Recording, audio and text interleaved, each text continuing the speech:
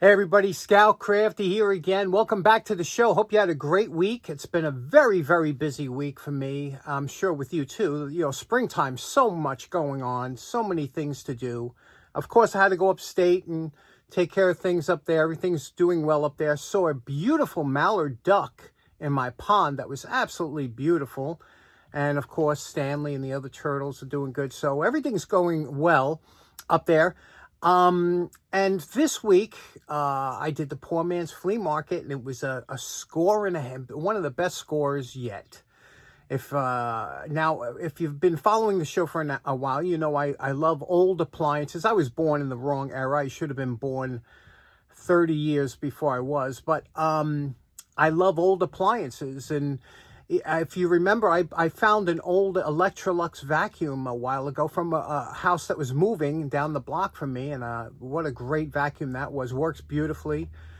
Well, as you know, I collect a few vacuums, older ones, nothing new, because my dad used to fix vacuums as part of a hobby. Every time he would see a vacuum on the street, he'd pick it up, and he was great. He could fix any vacuum, but we had so many vacuums, and then he always said, I'll fix them and give them away.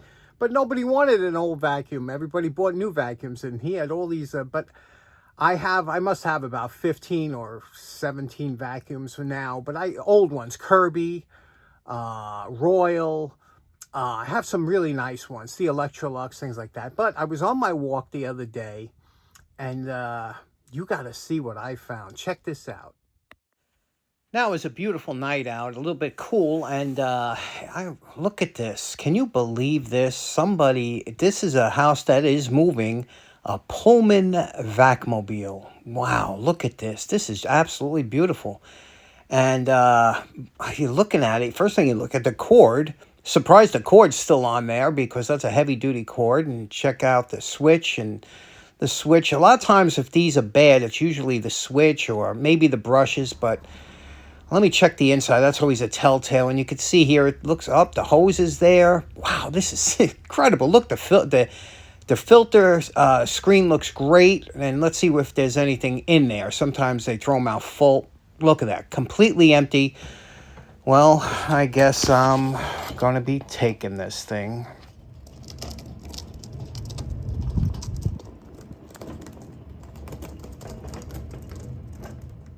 Now it's about a half a mile from my house, but I wanted to see if it worked. So I plugged it in, came home, flipped the switch, and unfortunately nothing. But let's go downstairs.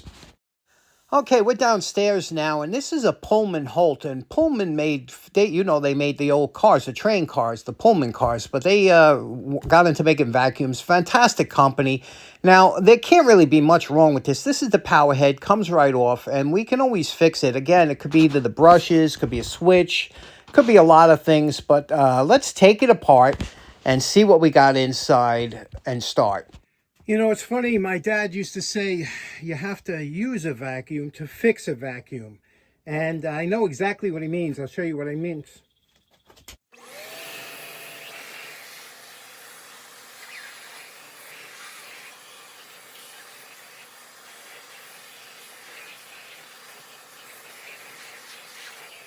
Okay, now that all the nuts are out, we can remove, this is just a cone, more or less, that goes in the bottom. This here stays this way, and when you lift this up like this, this is where all the action is, and this is why we took it apart. You could see here the debris and everything that we're going to clean this out, and we'll inspect the brushes. I'll show you more about that in a second. Okay, now it's a good thing we took it apart. Like I said, we're going to clean this up again. We're going to use a chip brush and vacuum. We're going to get all that out of there. Also, you can see that the wires, this was probably taken off at one time or another. I don't know why, but the wires are pinched. They were pinched here and here. You can see they flattened out. You see that? Wires flattened out, and here's where it was pinched, one here and one over here, because when whoever put the cover back on didn't take the time to make sure that there was no wires under the lip, and it squeezed them. Now you have to make sure they're still the wires are still fine, but you want to make sure, like there's a little break here, you want to make sure if there's anything there You could replace the wires, but these wires, it just squished the insulation. It didn't touch any of the wires. But let's vacuum this out. I'll show you the difference and why the chip brush with the vacuum will get all that out of there. Okay, now quite often a switch is something that goes on vacuum cleaners, and this is in the air chamber, so having a open switch in the air chamber just can lead to all kinds of problems. Dirt can get in there or whatever. So we're gonna what we're going to do is, to test it, we're going to join the two wires that came off the switch with a wire nut here. Now that's a direct current. Once we plug it in, it should turn on if there's nothing else wrong. And that's what we'll do right now. I'm going to plug it in here.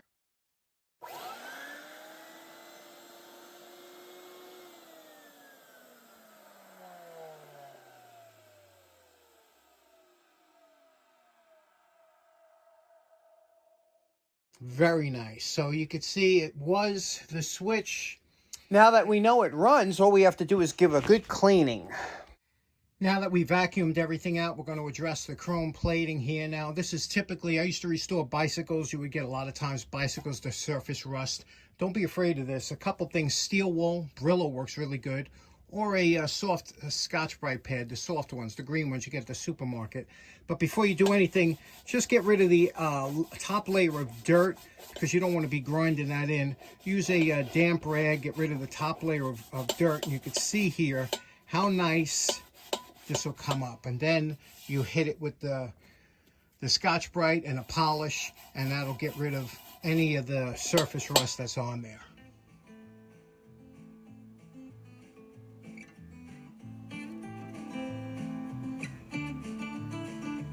Okay, the cleaning's coming along very good. We cleaned everything out of here, vacuumed it out, wiped it down. We're getting to the switch part. Now, I noticed the switch was just a little bit stiff, but it's funny because I don't think this is the original switch. This is what we call a single pole double throw, which means you could throw it to the left or to the right. And it's an open switch, which you never really see, especially on a vacuum cleaner, because, you know, it can be exposed to dust. So I think it was replaced. But you can see how this works. When I push it this way to the right, it's over here, makes contact. You see that? That little arm comes down, makes contact. Now, when I throw it in the middle, it's off. You know, this will be off in the middle. But when I throw it to this side, that will make contact with that side. You see? So it's one way. Now, whenever you're going to replace a toggle switch on any appliance, the main thing is to see what kind of draw you have. Now, the tag that is missing from this motor, but I looked up online, some of these motors can draw 10 amps. You know, it's not common. That's kind of a smaller motor. I doubt it draws that, but you don't want to take a chance. We want something that has at least a 10 amp switch. 10 amp toggle switches are not easy to find. In fact, the most toggle switches you will find, something like this, is rated for 6 amps. And if you see here on the bottom, can you see that? It says 6 amps at 125 volts. That's what we're using, 125. So it's good for 6 amps. Which, you know, you could probably get away with, but that's where you have your problems with these, because the switch is what goes many times because they're not rated for the proper amperage. I happen to have, this is a heavy duty toggle switch, single action, single pole, single throw. That means it's one pole on each side and it just throws once, where this one was a single pole double throw. See, 1, 2, 1, 2. So this really wasn't the switch that's good for this. This is the one that you need. And if you look here, you see the amperage rating? 20 amps at 125 volts AC. That's an expensive switch. This is what we're going to need. This will get rid of all our problems here. Okay, hear that in the background? I got some kind of cricket down here. Unusual one. Nice to keep company. Anyway, now that we did this here, that's all cleaned up. Now we're going to clean the cover. You know, we scraped off the little bits of drip paint that were on there, but we're going to use my favorite polishing compound, DuPont number 7, and we're going to do the whole thing. And we're going to, before we put it back together, we'll take these screw heads and we'll run them under the wire brush and everything so that they don't look out of place on there. Okay, new switch installed. Let's see how it sounds.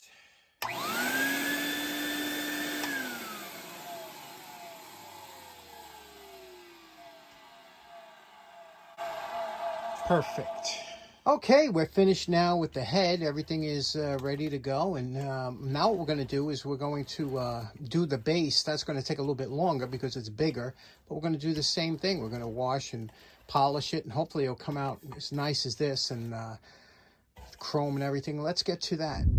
Okay, this is the bag here. And you can see it's a well-made bag. And you can see it's canvas. Really well made. These things are probably expensive to replace. But what we'll do is we're going to try and blow this out with a Cadillac blower. Now here's probably something you've never seen before. A Cadillac quick vac blower. I did a video on this. I found this, believe it or not, on one of my walks. I didn't find that guy.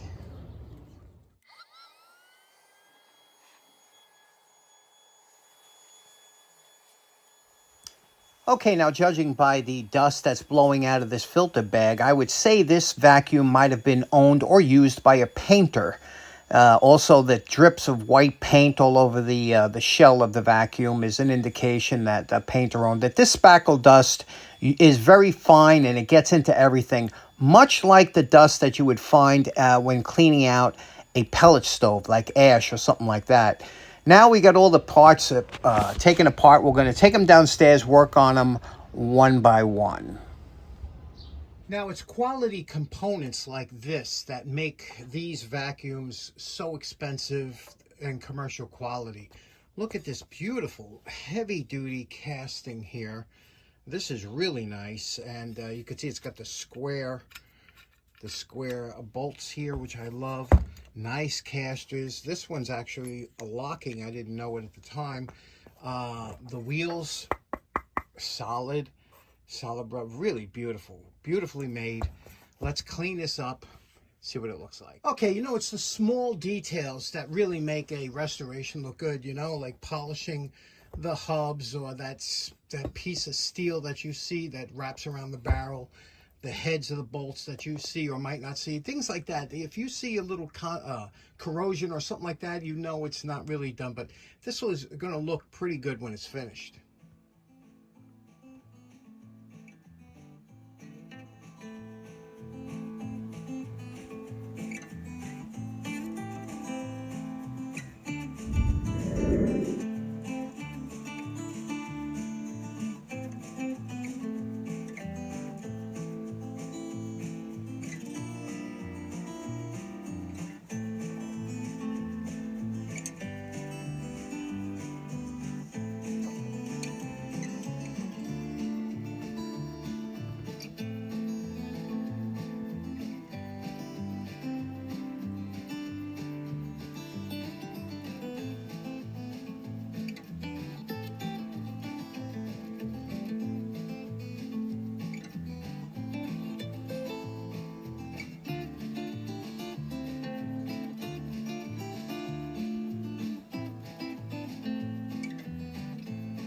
Next up, we have, we're getting real close to finishing this up. First, we're going to clean up this. This is the filter gasket here. We're going to peel this off here.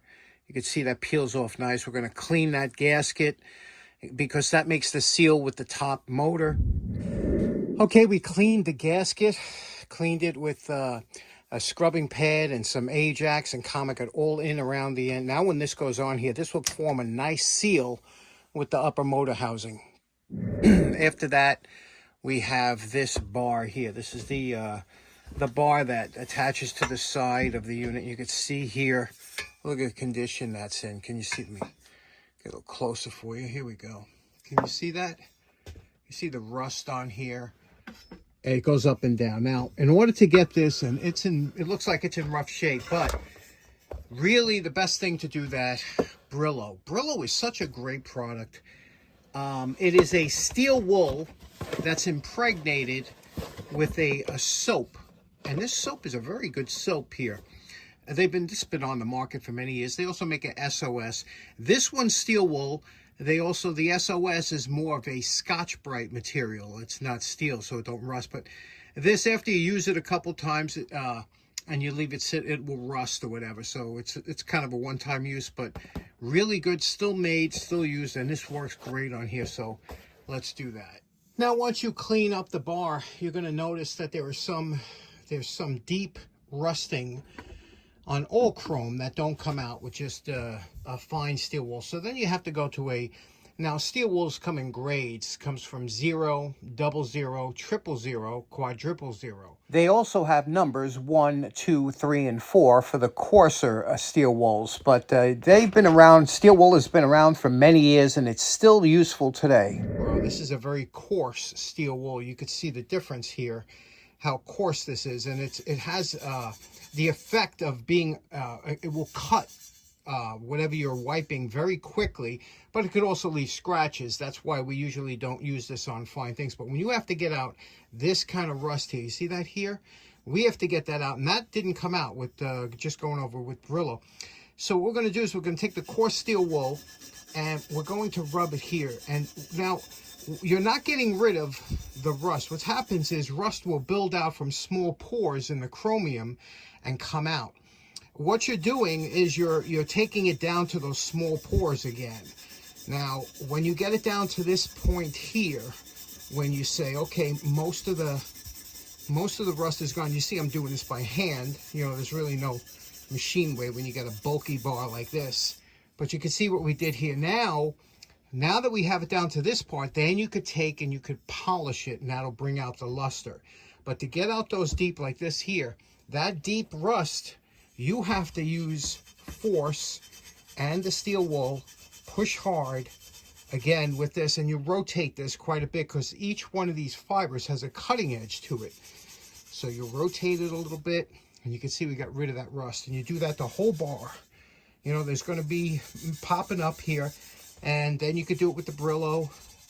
But we did it, we cleaned it first to see where these heavy marks are, but then we'll have to polish the entire bar. Okay, we removed all the rust from the bar. Now there were some spots that have gone down past the chrome plating to the metal, so you got to protect that because that'll rust right up again. So we're going to use again our polishing compound, okay, and just take a damp rag, and we're going to polish this now with polishing compound. Then we'll go over it with a wax, and from the 3-foot rule, it'll come out just right. Okay, we're up to the main drum. This is tough because this, I don't know what it is. I don't know if this is, it's not coming off, you could see here. So I don't know, I'm hoping that whatever this spray is on here is not paint. Like this is paint here, but paint sometimes will chip off, but that is on there. I told you that nothing sticks better than accidental paint. If you tried to paint this barrel, that it would stay painted, it would chip off, but you get a drip on there, that stuff's like on iron. So and you got to keep all of this, and I don't know if that's stenciled on there or whatever, so you know you can't go too aggressive. But let's first wash it, and hopefully we could polish some of this out. Now, believe it or not, I used some of the Brillo to get rid of that paint that was on there. Okay, we finished up. We polished out and got most of it back to normal. The Pullman VACMOBILE, that is indeed a decal. And we filled in where there was scratches. If you remember, on the decal when I started, there was quite a few scratches and missing coloring, and I tried to fill that in. The 3-foot rule is in effect, and it looks pretty good from 3 feet away now. Here's the one, the other one here. You remember this one up here, the Never Clog insignia. That looks really good. That wasn't touched. And the other one here, the other Pullman decal right here.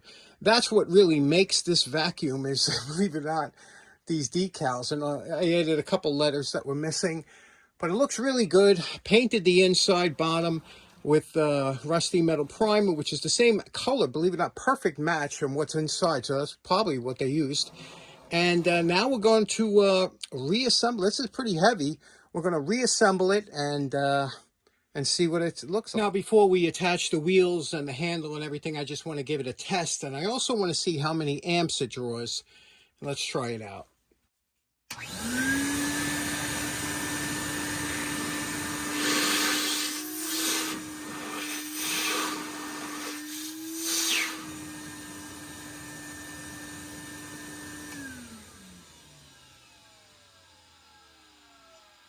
It sounds fantastic, and it has quite a suction. Let's see how many amps. I'm very curious. Okay, here we have our kilowatt set up. Right now we have 122 volts coming in, So we're going to set it to amps. Let's see how many amps it draws.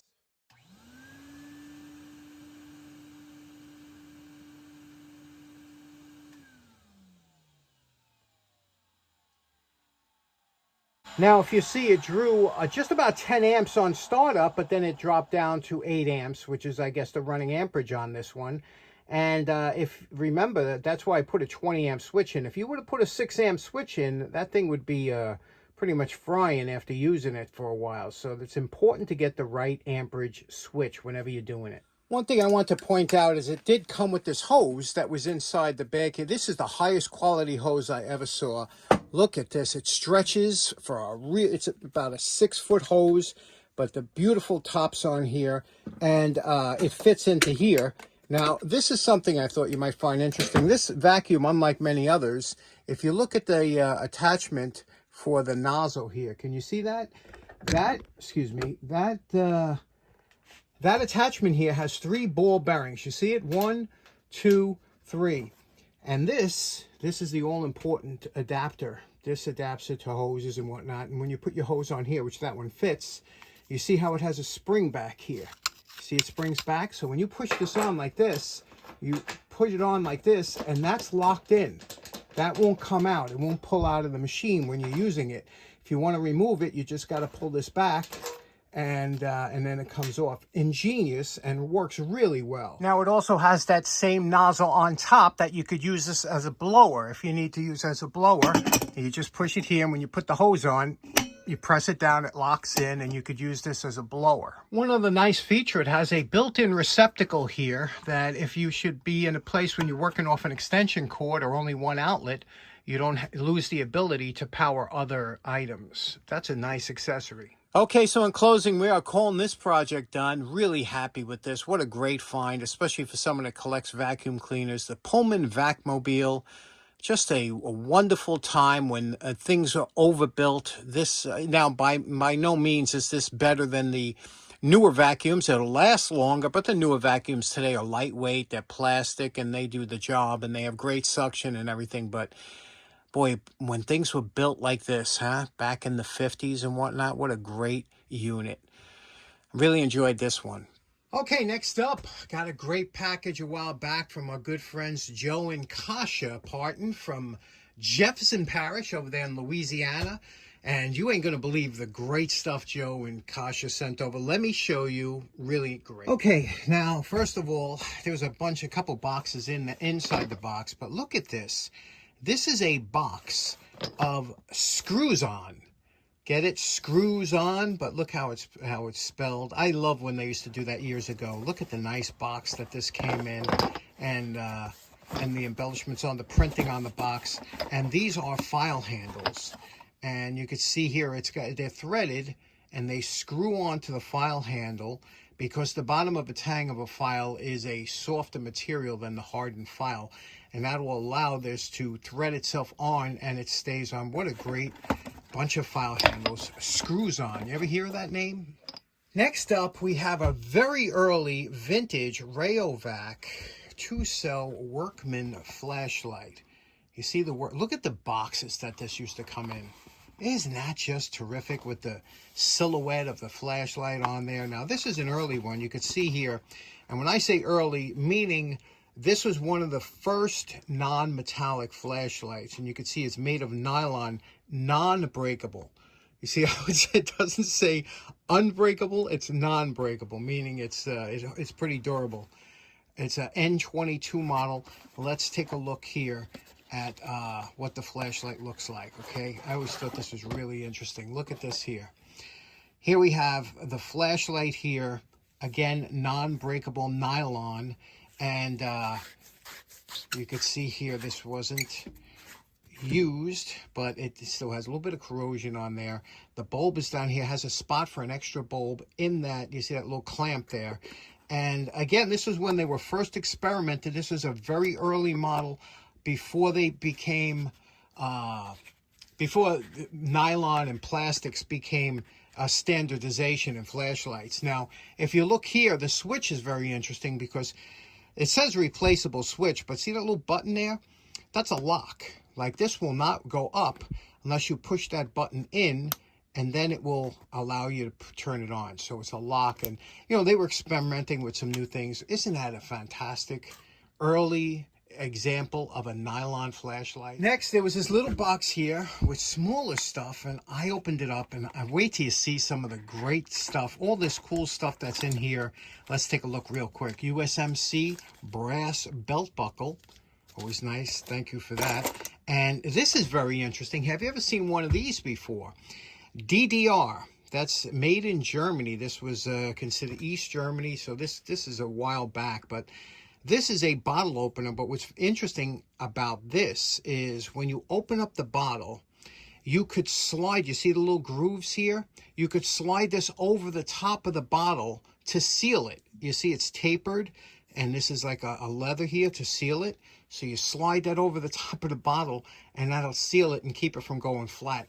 Next up, there was two small screwdrivers. This X-Lite number R181 is a fantastic size. I can't tell you how many times I use this particular screwdriver. I have one in my drawer for different electronic applications. Really a good size if you come across this. And look at this cool little Sears Kenmore. Sears Kenmore. This might have came with one of their appliances. Isn't that a cool little screwdriver? Very nice. A bottle opener. Again, this one here looks like it's turned. Probably useful every day. Here's something I thought was just out of this world. You see, it's a wooden rule, and you see it's John A. Roeblings and Sons, manufacturers of wire rope over in Trenton, New Jersey. Now, what's interesting, wire rope is another term for like what we use cable, elevator cable, things like that. They call it wire rope. There was different types of wire rope made. You could see here, one was a iron elevator rope, and the other one was cast steel elevator rope, and it shows you the difference in strength. These numbers here are in tons. You can see tons of 2,000 pounds. So you can see a 1-inch piece of wire rope in iron elevator rope is good for 14.5 tons. Whereas if it's in cast steel, it's good for 30 tons. Big difference, almost twice as strong, right? But what a great rule. And check this out. If you want to measure what kind of wire rope you had, you would move this out here. That's 1 inch. So you would slide that over and you move it and you could tell what wire rope. What a great rule, huh? Is that cool or what? Next up, a Master number 9 Cub lock. This is one of the smallest produced locks by Master Lock. Check this out, number 9. Look at this thing. Is that thing miniature? Look at it. It's on the tip of my finger, but it's a true warded and stacked laminated padlock. Cadmium plated. And look, there's the key.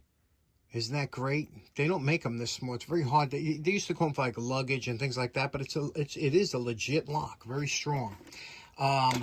Next up, we have a couple of credit card tools that we like, like this one here. This is a very interesting tool because it has so many different items to it. And these are punched out of steel usually, and it tells you each item what it is here. It has 10 or 11 actually tools on here, and you can see it tells you what each one is over here, having a knife and a nut driver, and this opens wing nuts here, and a can and bottle opener. And here's your knife here. It's very sharp. A rule, and pretty cool, right? But really, if you want to see the coolest credit card tool, check this out. I thought this here was just absolutely phenomenal. You see this? This is an Ian Sinclair original.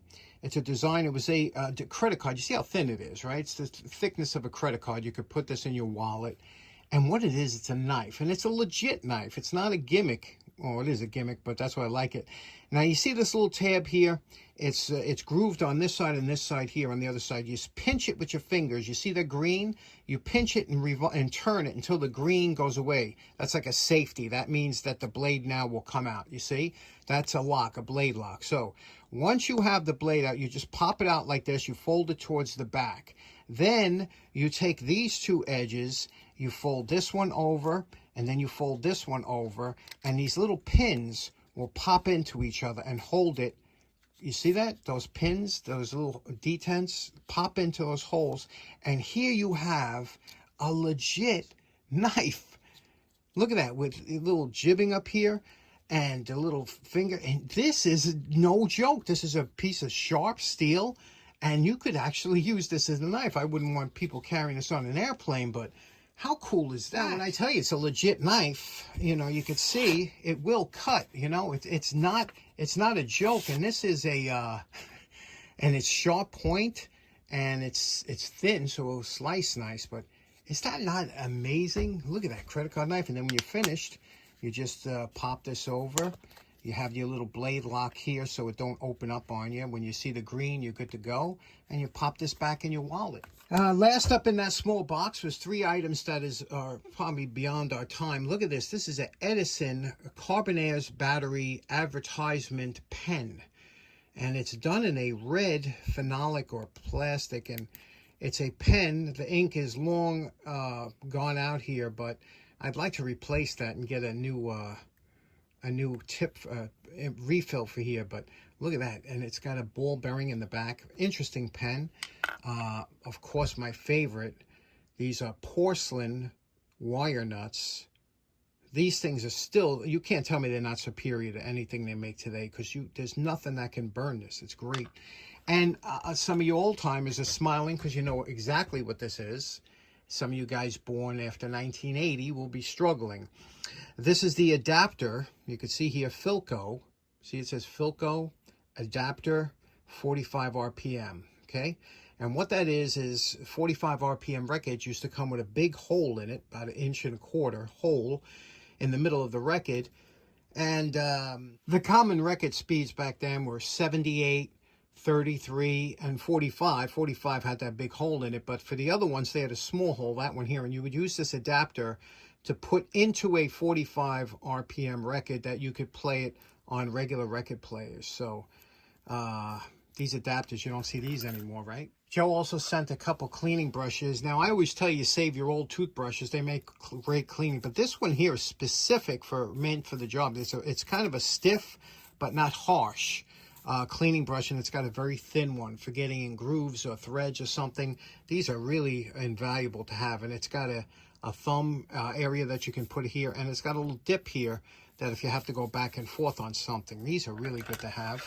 And then he sent a tool, which I think is just great. Look at this. Now, I did a video on a Stanley version of this, but you see here, this is a Gerald, and it is a Seaboard adjustable nut driver. Can you see that? What a nice engraving on there, right? For better reception. Now, obviously, when they say reception, it's probably meant for the radio or whatever. But you could see here, what this is when you pull this open like this will clamp down. It's a adjustable nut driver. You can see the sizes that'll work on. So it'll work from here all the way down to here. Isn't that something? Let's try it out, see how it works. Now, you can see the range that it has here. It doesn't have a huge range, but it's meant for smaller electronic nuts. That's about the biggest to go. But you keep it open like this, and let's say you had to take this nut and loosen it. You push this down, just push it like this, turn it to the left a little bit so it locks in. Now, that's the size for this nut here. And you could see that it will work. It'll take the nut and loosen it, and you can see when it's open, you can see how that grips around the edge. Can you see that? It gets in there and it's the right size. If you had a different size, again, open it up. Let's say this one here, had to tighten this up here. You would just push it down, and you can see how it locks around, right around there. Just push it down, and there we go. It's ingenious, and it works really well. It's a different design than the Stanley I had, but you can see how that works. And then when you're finished, you know, you could just pull it like this. And again, this has a spinner on it that you could hold this when you're spinning this, spinning grip. What do you say we give this a little cleaning up? It's already nice, but let's just give it a cleaning up, a little polish with some plastics. Now, this is only plastics. There's no other sanding, no other grinding. Now we're just buffing off the plastics after we applied it, and I'm using a paper towel here, but look at how this comes out with just plastics. That's why I love acetate handles. Look at okay, there we go. We polished the handle just with the plastics, you know, to give it a nice sheen. We're not going to go crazy because they've got that nice lettering in there. It's in great shape to begin with. And then we used a little 50-50 to lubricate this and the spinning wheel. So that's good to go. This one's in the can. What do you think of that? What a great tool, right? Now, last up, speaking of the 50-50, Joe and Kasia also sent over some stickers, which they had made. Check this out. Some 50-50 stickers. You see this here? 50-50. And look what it says. 50% truth, 50% BS, which is pretty much explains this channel down to a T. But how great is that? These stickers. And then he got some Scout Crafter stickers. You see here? Scout Crafter in the Sears type logo. You know, the Sears Craftsman type logo. So, that'd be good for tools and things like that, Scout Crafter. But here's what was really funny now, and I've noticed this before too. Sometimes when if you put on the closed captions on my videos, because my accent and everything is off the wall, a lot of times I don't know what I'm saying because I can't pick up. I speak kind of like in English, and a lot of times it says Scout Crafty for me. So look at this. He made these up. Scout Crafty, because that's what it says when you say my Scout Crafter on the closed. I don't know if you ever seen it on closed captions, but Scout Crafty. How cool is that? I just thought that was so funny because I knew exactly it happened. A couple times I looked it up and it says Scout Crafty on closed captions. So anyway, Joe and Kasia, thank you so much. What a great bunch of stuff that was. Okay, so in closing, special thanks to Joe and Kasia for that great care package. Also, what a great find that vacuum was, wasn't it? I hope you enjoyed today's episode. It was a lot of fun. Busy week. We'll see you again next week. Have a great one. Take care now. Bye-bye.